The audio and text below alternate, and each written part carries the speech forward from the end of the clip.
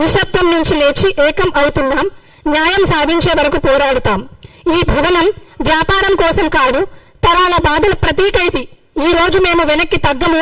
ప్రజల ముందు న్యాయం వంగే వరకు పోరాటం ఆగదు. అయితే నేను ఇక్కడ ఒక గిరిజన బిడ్డగా వచ్చాను. నేను ఒక విషయం చెప్దాం అనుకుంటున్నాను. ఏదైతే SC, ST, BC marginalised communities ఏవైతే ఉన్నాయో వీళ్ళే చాలా ఎక్కువ పర్సెంటేజ్ ఉన్నారు.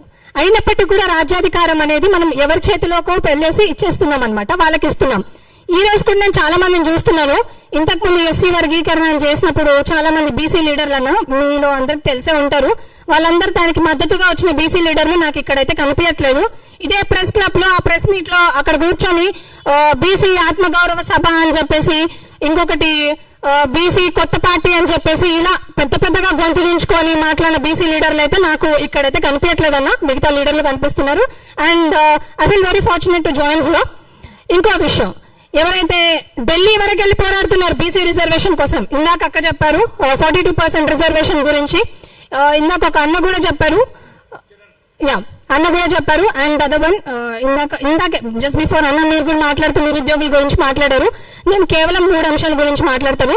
ఏదైతే 42% రిజర్వేషన్ గురించి ఇప్పుడు గొంతు దించుకొని మాట్లాడుతున్నారో వాళ్ళందరినీ కూడా నేను ఒక విషయం కోరుదాం అనుకుంటున్నాను. అండ్ మిగతా బీసీ నాయకులు ఎవరైతే బీసీ ఓట్లు తీసుకొని ఈరోజు గద్దెనెక్కి కూర్చొని ప్రశాంతంగా అక్కడ కూర్చొని వాళ్ళని కూడా అడుగుదాం అనుకుంటున్నాను. ఈరోజు ఒక సెక్టార్ లో కాదన్నా, మీరు ఇప్పుడు భవనం గురించి మాత్రమే మాట్లాడుతున్నారు. ఇది ఒక సెక్టార్ లో కాదు, ఇలా చాలా సెక్టార్స్ లో బీసీలకు, ఎస్సీలకు, ఎస్టీలకు అందరికీ కూడా అన్యాయం జరుగుతుంది. ఎవరైతే బీసీ బిడ్డలు ఈ రోజు అశోక్ నగర్, చిక్కడపల్లి, ఉస్మానియా యూనివర్సిటీ, దిల్సుఖ్ నగర్ లో చదువుకుంటున్నారో వాళ్ళందరూ 5 రూపాయల భోజనం తినుకుంటూ అక్కడ ఉన్నారు. వాళ్ళకు ఉండడానికి వసతులు కూడా లేవు. ఇంకా వాళ్ళు గిగ్ వర్కర్స్ లాగా పనిచేసుకుంటున్నారు. ఈ రోజు ఈ భవనం ఎవరైతే ఇప్పుడు బాగా అత్యుత్సాహం చూపించి ఈ భవనాలను ఎవరో ఆంధ్ర వాళ్ళు, మన తెలంగాణ వాళ్ళు కూడా కాదు, ఇంకా ఎన్ని రోజులని ఈ ఆంధ్ర మూటలు మోస్తారో నాకైతే అర్థం కావట్లేదు. వాళ్ళ నాయకుడు రేవంత్ రెడ్డి లాగా వీళ్ళు కూడా ఆంధ్ర మూటలు మోస్తున్నారు. ఇక్కడ ఏదైతే 7.5 crores అని చెప్పేసి మాట్లాడారో ఇవన్నీ కూడా మన డబ్బులు, మనం కష్టపడి ట్యాక్సులు పే చేసిన డబ్బులు, ఇవన్నీ మా డబ్బులు. మీరేమి జోప్లోకి వెళ్ళి తీసి ఇవ్వలేదు. ఈ రోజు మీరు పక్క రాష్ట్రాలకు వెళ్ళి ఎకరాల భూములు కొనుక్కుంటున్న విషయం అందరికీ తెలిసిందే. సో ఈ డబ్బులు ఏవైతే ఉన్నాయో, ఈ ఇన్వెస్ట్మెంట్ ఏదైతే ఉందో అది మా జోబులోకి వెళ్ళి వచ్చిన డబ్బులు. అసలు వీటిని అసలు మీరు ఎలా ఖర్చు పెడుతున్నారు? మీకు నిజంగా ఇన్సానియత అనేది ఉందా? అసలు మనుషులేనా అని అడుగుతున్నా నేను. అలాంటి భవనాలను నిర్మించి పేద విద్యార్థుల కోసం పంచండి. ఇంకా ఎన్ని రోజులు ఆంధ్ర వాళ్ళకి మూటలు వస్తారు?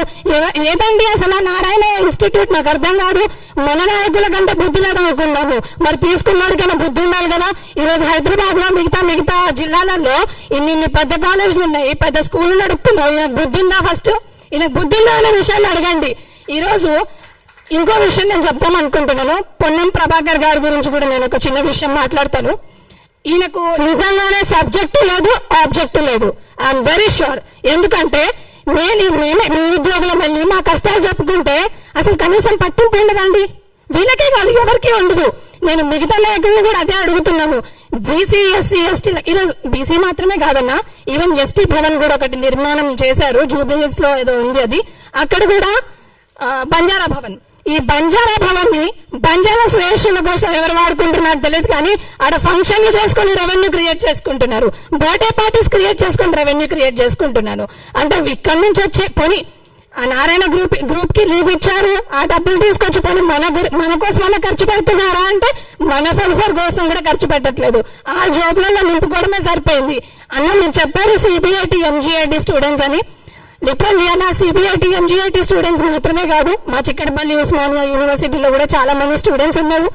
వాళ్ళని చూస్తుంటే ఎవరికి హెల్ప్ చేయాలో కూడా అర్థం కాదు. ఈ రోజు విఠలన్న గారికి తెలుసు, ప్రతి ప్రోగ్రామ్ లో మాతో పాటు ఉంటారు.